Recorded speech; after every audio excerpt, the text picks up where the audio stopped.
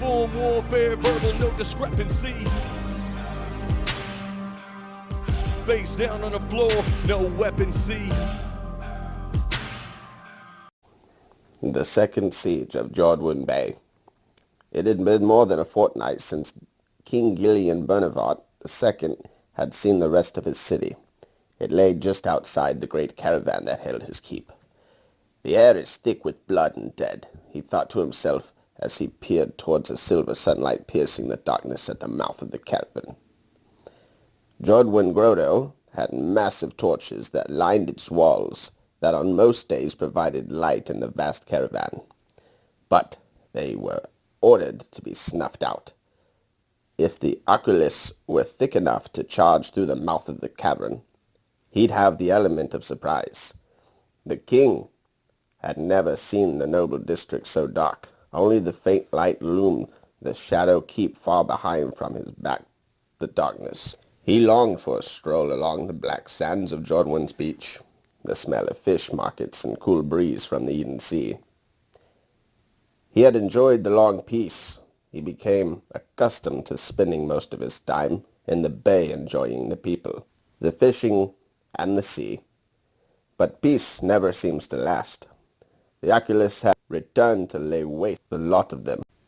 Gnashing his teeth at the thought of those merciless animals ravaging the market, he turned to his brother Roos. "I can't wait any longer," he shouted. "They need more time," Roos fired back. The king knew this, of course. The Edens are loyal to a fault. He just couldn't still the screams he heard coming from the markets. Just outside the safety of the cavern, he clenched his fist, digging his nails into the palms of his hands, hardened his grip as blood began to slip past his fingers and drip onto the cavern floor. Feeling his hands wringing wet, he realized how hard he had been clenching them. Realizing his grip, he turned to face his royal guard. "Ah, men! We are leaving this cave and bringing death with us. The Achkulas will be denied their glory. Roos, make sure the Edens bring them hell with them."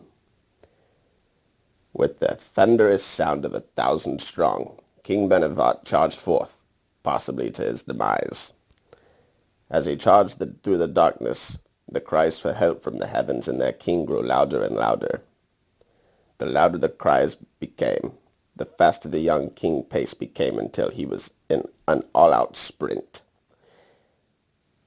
His speed separated him from his guard, but he would not relent.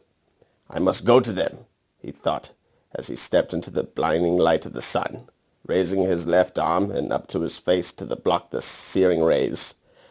A dual blade crashed upon his gauntlet, breaking the ulnar bone in his forearm, spinning him from the right and staggering him forward, almost making him fall on his face. Blinking rapidly, trying to adjust his sight, he snapped his head back around in the direction of the attack. Sprinting and grunting towards him was the Achkula raider, wielding a hatchet. The raider raised his hatchet above his head, trying to strike the fatal blow on the stunning king. As the blade came down, the king sidestepped the raider's swing, countering with his own, stabbing the raider through the left of his torso. The king then swung the blade of his sword outward, slicing through the raider's gut, spilling the raider's intestines all over the ground. The raider desperately tried to scoop his intestines back inside, but fell to his knees, finally slumping over, lifeless. This has been a narration of Rogan Freeboy. God, I hope that recorded. Oh, thank God. All right, Ryan.